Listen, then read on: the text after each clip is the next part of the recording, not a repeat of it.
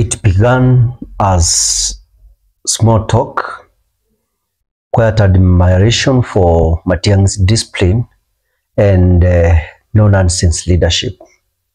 But now, it has become a movement.